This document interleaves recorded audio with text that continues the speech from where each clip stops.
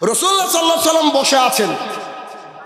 এমত অবস্থায় সাহাবাই কেরাম কিছু যুদ্ধ বন্দীদের নিয়ে আসছেন, একে একে ধরে ধরে নিয়ে আসছেন। রাসূলুল্লাহ সাল্লাল্লাহু আলাইহি ওয়াসাল্লাম খেয়াল করলেন যে একজন সাহাবী সুমামা বিন উসাল একে ধরে এনেছে, ধরে এনে নিয়ে যাচ্ছে। এখন বলেন তো, সাহাবীরা কিন্তু ওকে চিনে না। রাসূলুল্লাহ সাল্লাল্লাহু আলাইহি ওয়াসাল্লাম বলছে, ও সাহাবীরা, তোমরা কি জানো কাকে ধরে এনেছো? তো বলছে, বন্দী, যুদ্ধে হেরে গিয়েছো, ধরে এনেছি, কি অসুবিধা? তো বলছে যে যাকে ধরেছ উনি একটা এলাকার গোত্রপতি, ধরেন এমপি, বুঝেননি? এমপি বুঝতে পেরেছেন? এখন এমপি কে ধরে আনছেন আম পাবলিক, কেমন হবে? তো রাসূলুল্লাহ সাল্লাল্লাহু আলাইহি ওয়াসাল্লাম মিসকে মিসকে হাসছেন আর বলছে ওকে খাবার দাও, ওকে ভেতরে নিয়ে গিয়ে খাবার দাও। রাসূলুল্লাহ সাল্লাল্লাহু আলাইহি ওয়াসাল্লাম তার কাছে গিয়ে বলছে, সুমামা ইবনে উসাল কেমন আছো? তো বলছে, আপনি যদি আমাকে ছেড়ে দেন মুক্তিপণ দেওয়া হবে, আর আপনি যদি আমাকে হত্যা করেন তার বিনিময় নেওয়া হবে, মানে আপনাকে হত্যা করা হবে। কোথায় আছে ও? আল্লাহ রসুলের ঘরে, আল্লাহ রসুলের বাসায়, আল্লাহ রসুলের বাড়িতে থেকে আল্লাহ রসুলকে বলছে, ছেড়ে দিলে তো বাঁচলেন, আর না ছাড়লে ভাগ্যে খারাপ আছে, সোজা ভাষা বুঝানোর জন্য। পরের দিন রাসূল সাল্লাল্লাহু আলাইহি ওয়াসাল্লাম বলছেন, সুমামা কি খবর? আপনি যদি ছেড়ে দেন আপনাকে মুক্তিপণ দেওয়া হবে, আমাকে যদি হত্যা করা হয় তার ব্যবস্থা পরে করা হবে। কিছু বললেন না। তৃতীয় দিন একই বাক্য, কিছু বললেন না। রাসূলুল্লাহ সাল্লাল্লাহু আলাইহি ওয়াসাল্লাম তাকে সাহাবায়ে কেরামকে বলে তাকে ছেড়ে দাও, গোত্রপতি।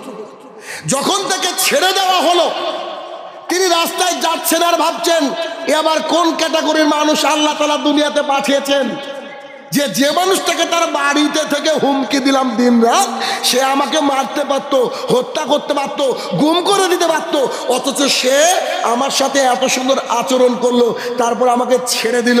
তার অন্তরটা পরিবর্তন হয়ে গেল।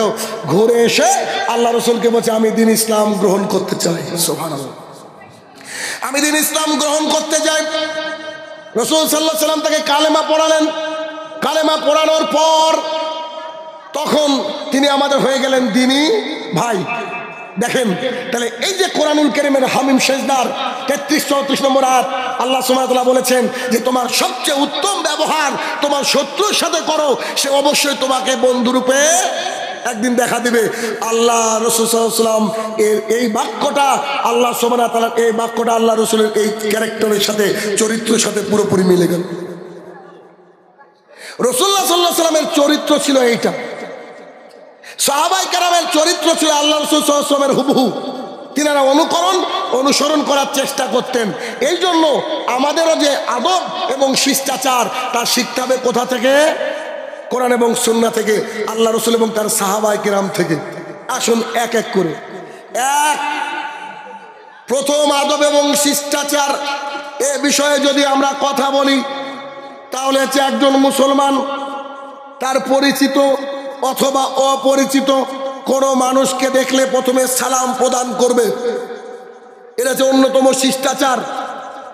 আপনার সন্তান ফোনটাকে কানে তুলে বলছে হ্যালো বলেন, এ কথা বলা যাবে না।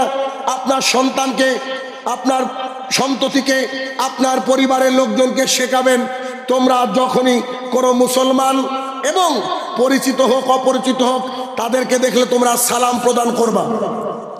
তোমরা যখন কোনো বাড়িতে ঢুকবা, নিজের হোক অথবা পরের বাড়িতে হোক, তোমাদের প্রথম ডিউটি এবং দায়িত্ব হচ্ছে তোমরা বাড়ির মধ্যে সালাম দিবা। যদি তোমার বাড়িটা তালাবদ্ধ থাকে, বাড়িতে যদি কেউই না থাকে, তারপরেও বাড়িতে চাবিটা বিসমিল্লাহ বলে ঢুকে প্রথমে বলতে হবে আসসালামু আলাইকুম ওয়া রাহমাতুল্লাহ।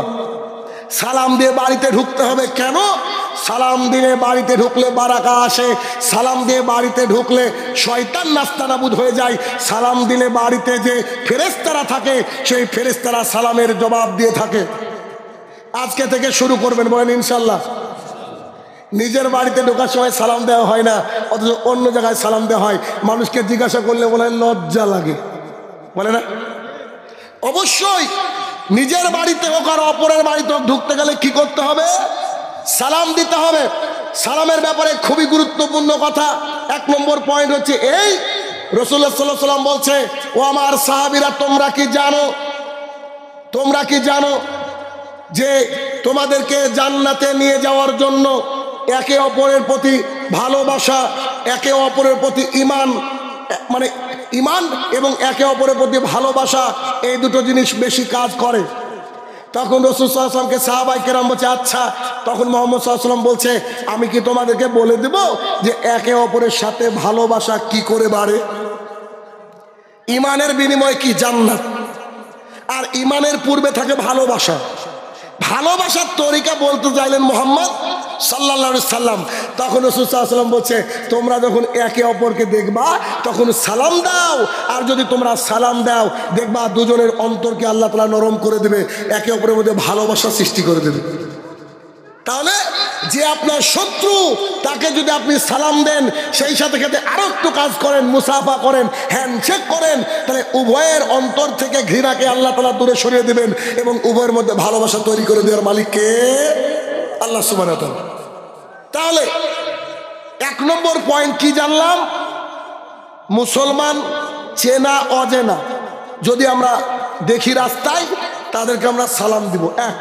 2, নিজের বাড়িতে ঢুকতে গেলে, বাড়িতে সদস্য থাকুক আর না থাকুক, আমরা বাড়িতে ঢোকার আগে কি করব? সালাম দিব।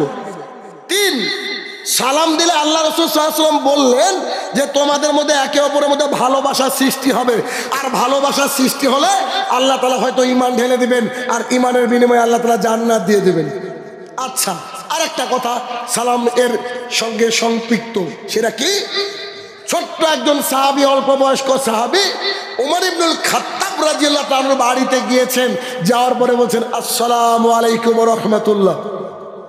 আবার বলছেন, আসসালামু আলাইকুম ওয়া রাহমাতুল্লাহ। আবার বললেন, আসসালামু আলাইকুম ওয়া রাহমাতুল্লাহ। কোনো উত্তর তিনি পেলেন না, তিনি ওখান থেকে ঘুরিয়ে আসলেন।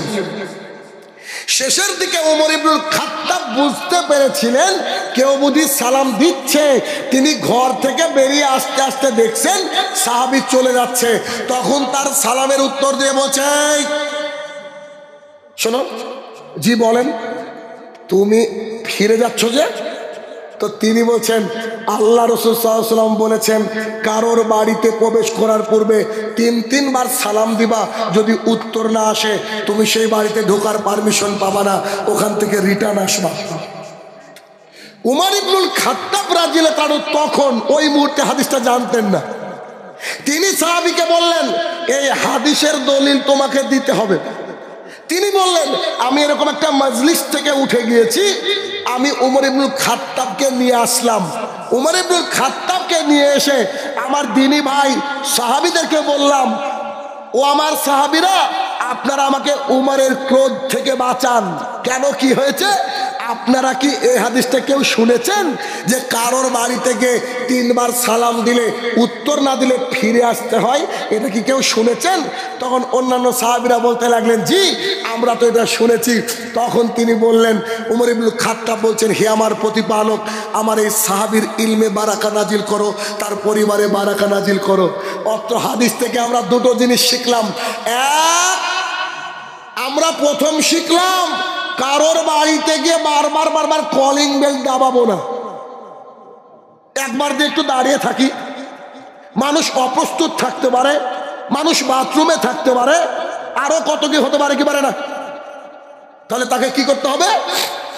একটু ওয়েট করতে হবে, আরো কিছুক্ষণ পর একবার দেন, এরকম। অথবা কাউকে ডাকতে গিয়ে বারবার চিৎকার করবো না, 1 2 বার ডেকে কি করতে হবে বলেন? দাঁড়িয়ে থাকতে হবে, থেমে যেতে হবে। 1 2, যদি কোনো দিনী ভাই আপনার ভুলটা ধরিয়ে দেয়, তার জন্য আপনাকে তিরস্কার নয়, তার জন্য দোয়া করতে হবে, ভুল যদি বৈধ হয়। উমর ইবনুল খাত্তাব রাদিয়াল্লাহু তাআলার মতো এত বড় ব্যক্তিত্ব, তিনি ছোট্ট সাহাবীর জন্য দোয়া করলেন, অথচ সাহাবীকে উনি উল্টো পাল্টা বললেন না। আর আমাদের সমাজের এমন কিছু এই দুনিয়াবি মৌলবি মাওলানারা আছে, তাদেরকে হক কথা বলতে গেলে বলবে, তোর বাপের বিয়ে আমি পড়িয়েছি রে, বলে কি বলে না? তোর বাপের বিয়ে আমি পড়িয়েছি, তুই আমাকে দিন শিখাবি? ওরে বুখারি পড়াই আর জর্দাও খাই, বুঝলেন না? পরিস্থিতি হচ্ছে এইটা। তাহলে কি এক সালাম। দেখেন, সালাম যদি আপনি ছোটবেলা থেকে তার আপনার বাচ্চাকে শিখাতে পারেন, বিশ্বাস করেন আল্লাহ তাআলা বারাকা যেমন দিবে, সেই সাথে সাথে আল্লাহ সুবহানাহু ওয়া তাআলা আপনাকে আমাকে হেফাজত করবে। আমরা তার কিসে থাকবো? হেফাজতের মধ্যে থাকবো। এই জন্য বেশি বেশি করে সালাম প্রদান করাবেন। ছোট্ট বাচ্চা হয়েছে, 3 মাস হলো বাচ্চার বয়স, কানে গিয়ে প্রতিদিন সালাম দিবেন, পারবেন না? পারা যায় না? আচ্ছা, একটা আপনাকে ইফেক্ট দেখাচ্ছি। ইফেক্ট অনেকে তো শুনেছেন সাইড ইফেক্ট, আমারটা ইফেক্ট। কেমন? আমার মেয়ের তো এখন 6 বছর বয়স, এখন তো অনেক বড়, অনেক, 6 বছর মানে অনেক। একেবারে যেদিন থেকে কথা বলতে শুরু করেছে আমার মেয়ে, তারপরে কিছুদিন পর থেকে ও বাড়িতে সালাম দিয়ে ঢুকে। আমার বাড়িতে মিনিমাম দিনের মধ্যে 1 থেকে 150 তার উপরে সালাম হয়। কেন? এইটা আমার বাড়ি, ওই লাইটের ওখানে ওরা দাদার বাড়ি। ও শুধু যায় আর আসে, ততবার সালাম, ততবার সালাম। মাঝে মাঝে স্ত্রী বিরক্ত হয়ে বলে, আরে আল্লাহকে কি শিখিয়েছি? কেন তার বিরক্ত হওয়ার কারণ কি? ও ততক্ষণ পর্যন্ত সালাম দিবে যতক্ষণ না সালামের উত্তর শুনতে পাবে। আর ওর মাকে বলা হয়েছে, তুমি যদি ছাদে রান্না করো তোমার আওয়াজ যেন পাড়ার কেউ না শুনে। মানে দুইজনই বিপদে, বুঝেননি বোধহয়? ওর আম্মু জোরে চিৎকার করে সালামের উত্তর দিতে পারে না, আর ও আবার সালাম এর উত্তর না পেয়ে বাড়িতে ঢুকবে না, বা ঢুকলে ওর মেজাজ খারাপ। তো এই যে সালামের প্রচলন হয়েছে, কিন্তু মজার ঘটনা ঘটেছে কয়েকদিন আগে, এই 1-1.5 মাস আগে বোধ হয়। আমি বাড়িতে ঢুকছি, আমি বলেছি আসসালামু আলাইকুম রহমতুল্লাহ। ওর আম্মু আর আমার ছেলে উপরে আছে, হঠাৎ করে দেখছি আমার মেয়ে বলছে ওয়ালাইকুম আসসালাম রহমতুল্লাহ। আমি ঘুরে গিয়ে দেখছি বাথরুমের মধ্যে, মানে ও বাথরুমে। আমি বললাম ইন্না লিল্লাহ। আব্বু কি হলো? আমি যে তুমি বাথরুম সেরে আসো, পরে কথা হচ্ছে। তখন ওকে ছাদে নিয়ে গিয়ে বলছে, আম্মু বাথরুমে যখন থাকবা, হাগুমুতু যখন করবা, এই সময় সালাম দেওয়া যাবে না, সালামের উত্তরও দেওয়া যাবে না। ঘুরিয়ে আমার মেয়ে আমাকে ফতো মারে, তুমি আমাকে শিখিয়েছো? বুঝলেন? তুমি আমাকে কোনোদিন বলেছো নাকি যে সালামের উত্তর দেওয়া যাবে না? আমি তোমাকে আমি কি রাগ করে বলছি? তোমাকে আমি আজকে শিখালাম, আজকের পর থেকে আর করবো না, ঠিক আছে? আচ্ছা ঠিক আছে, আর করবো না। তার মানে ওই যে ছোট্ট কলিজার টুকরা মেয়েটা, সন্তানটা, আমার ছেলেটা একেবারে ছোটবেলা থেকে সালাম দেখছে। যে কি আমরা বাইরে বেড়াতে গেছি, পুরো পরিবার চাবিটা ঢুকে বলছি বিসমিল্লাহ আসসালামু আলাইকুম, মানে 4 জনের সালাম হয়, তারপরে বাড়িতে ঢুকে আমরা। একজন দিলে হবে না, এক টিমে 4 জনকে দেওয়া লাগবে। আবার ও যদি আগে ঢুকে যায়, ও ঢুকলো আসসালামু আলাইকুম, ঢুকে পড়লো। এবার দ্বিতীয় আমি ঢুকছি আসসালামু আলাইকুম, বাবা দাঁড়িয়ে বলবো ওয়ালাইকুম আসসালাম। ওর ভাই আসসালামু আলাইকুম, ওয়ালাইকুম আসসালাম। ওর আম্মু আসসালামু আলাইকুম, ওয়ালাইকুম আসসালাম। কেন? আব্বু তুমি একদিন সালামের ব্যাপারে খুতবা দিচ্ছিলা, ওখানে তুমি বলেছো আসসালামু আলাইকুম, এটা বললে 10 নেকি, আসসালামু আলাইকুম রহমতুল্লাহ বললে 20 নেকি, আসসালামু আলাইকুম রহমতুল্লাহ বারাকাতুহু বললে 30। তাহলে কি? প্রথম শিষ্টাচার আমাদের সন্তানকে শিখাতে হবে। মা বাবাকে তো শিখাতে পারবো না, এখন তাদের বয়স বেশি, তবুও চেষ্টা করতে হবে। আমাদের ছোট্ট কলিজার টুকরা সন্তানকে বলতে হবে, আঙ্কেলকে দেখলে, কোনো আন্টিকে দেখলে বুরখা পরিহিত দাড়িওয়ালা, তাদেরকে তুমি সালাম দিবা, আর বাড়িতে ঢোকার সময় সালাম দিবা, দেখবেন আপনার বাড়িতে বারাকা চলে এসেছে। 1। 2, রাসূলুল্লাহ সাল্লাল্লাহু আলাইহি ওয়াসাল্লাম বলেছেন কুল্লু মারুফিন সাদাকা, প্রত্যেকটা ভালো কাজ হচ্ছে সাদাকা। প্রত্যেকটা ভালো কাজ কি? সাদাকা। আচ্ছা দেখেন, প্রত্যেকটা ভালো কাজ সাদাকা মানে কি? সাহাবাই কেরাম আল্লাহ রাসূল সাল্লাল্লাহু আলাইহি ওয়াসাল্লামের কাছে সবসময় জানতে চাইতেন কি করে জান্নাত পাওয়া যায়, আল্লাহর কাছে মার্কস কি করে বেশি পাওয়া যায়। আল্লাহ রাসূল সাল্লাল্লাহু আলাইহি ওয়াসাল্লাম বলতেন সিয়াম পালন করো, সালাত আদায় করো, তাহাজ্জুদ পড়ো। এবার তিনারা ভাবতেন ঠিকই আছে, আমরাও সিয়াম পালন করছি, বড় লোকরাও করছে, আমরা মানে মানুষের সাথে ভালো কথা বলছি, বড় লোকরাও করছে। আচ্ছা বড় লোকরা এক্সট্রা টাকা দান করতে পারছে, আমাদের তো কোনো দান দেওয়ার ক্ষমতা নেই, আমরা গরিব মানুষ, আমাদের জন্য কিছু আছে কি? তখন রাসূল সাল্লাল্লাহু আলাইহি ওয়াসাল্লাম বলছেন যে প্রত্যেকটা ভালো কাজ যেটা করবে এটা হচ্ছে সাদাকা। কেমন? এটা বলতে বলতে এক পর্যায়ে তিনি বলছেন যে ভালো কাজের অন্যতম এক তালিকা হচ্ছে স্ত্রী সহবাস করা। সাহাবাই কেরাম বলছে এটা কেমন? তখন মুহাম্মদ সাল্লাল্লাহু আলাইহি ওয়াসাল্লাম বললেন, তুমি যদি অপরের স্ত্রীকে নিয়ে কল্পনা করো, অপরের স্ত্রীর দিকে নজর দাও, মানে ওই বাসনা করো, তাহলে তোমার পাপ হবে। নিজের স্ত্রীর সাথে করছো, এটা হালাল হচ্ছে না। কি সুন্দর কথা। এবার কুল্লু মারুফিন সাদাকা, এটা যদি মাথায় রাখতে পারেন। একটু বলছি, একটা মানুষ হেঁটে যাচ্ছে, হাত থেকে কিছু একটা পড়ে দিয়েছে, চট করে এটাকে তুলে বলছেন ভাই আপনার এটা পড়ে গেল। একটা টোটোওয়ালা যাচ্ছিল, যেতে যেতে বাম্পে আটকে গিয়েছে আর চলছে না সামনের দিকে, আপনি বাইকটাকে একটু থামিয়ে সাইড করেন, করে বলেন ভাই কি হয়েছে, তো এটা একটু ধাক্কা দিয়ে সাইডে দেন না, মধ্য রাস্তায় তো অসুবিধা, গাড়ি যাতায়াত করবে, একটু আপনি সাইড করলেন, এটা কি সাদাকা নয়? আপনি রাস্তায় যাচ্ছেন, যেতে যেতে দেখলেন একটা অনেক বড় পাথর পড়ে আছে, ওই পাথরটা থাকলে আরো কিছু অ্যাক্সিডেন্ট ঘটতে পারে, পাথরটাকে তুলে ফেলে দেন, এটা হচ্ছে সাদাকা। এ বিষয়ে যদি হাদিস উল্লেখ করি, রাসূলুল্লাহ সাল্লাল্লাহু আলাইহি ওয়াসাল্লাম বলেছেন, একজন পতিতা, একজন খারাপ মেয়ে যে নিজের দেহ বিক্রি করে, তিনি রাস্তা দিয়ে যাচ্ছিলেন, দেখতে পেলেন একটা কুকুর হাঁপাচ্ছে, খুব তৃষ্ণায় হাঁপাচ্ছে, তিনার পায়ে ছিল চামড়ার মোজা, তিনি চামড়ার মোজাটাকে খুলে একটা কুয়ো বা কূপের মধ্যে নামলেন, সেটাকে তিনি ওখান থেকে পানি ভরলেন, চামড়ার মোজাটাকে মুখে ধরলেন, তারপরে উঠে এসে সেই হাঁপিয়ে পড়া কুকুরটাকে পানি পান করালেন। রাসূল সাল্লাল্লাহু আলাইহি ওয়াসাল্লাম বলছে, এর বিনিময়ে আল্লাহ তাআলাকে জান্নাত দিয়েছে। জান্নাত যেতে এমন কিছু লাগে না ভাই, অন্তরটাকে ফ্রেশ করতে হবে, পরিষ্কার করতে হবে, এবং টার্গেটই রাখতে হবে কি, আমরা যেন একে অপরের সাহায্যার্থে এগিয়ে আসি। একটা হাদিস, আবু হুরায়রা রাদিয়াল্লাহু তাআলা আনহু বলেন, রাসূল সাল্লাল্লাহু আলাইহি ওয়াসাল্লাম বলেছেন, কোন মুসলমান যদি অপর কোন মুসলমান ভাইয়ের একটা কষ্ট দুনিয়া থেকে দূর করে দেয়, একটা কষ্ট দুনিয়া থেকে দূর করে দেয়, যে কোনো কষ্ট হতে পারে, যে কোনো কষ্ট হতে পারে, যদি দূর করে দেয়, তাহলে আল্লাহ সুবহানাহু ওয়া তাআলা কিয়ামতের মাঠে তার কষ্ট সমূহ হতে একটা কষ্ট দূর করে দেবে। কিয়ামতের মাঠে আমরা কষ্ট পড়বো না? সবাই পড়বো।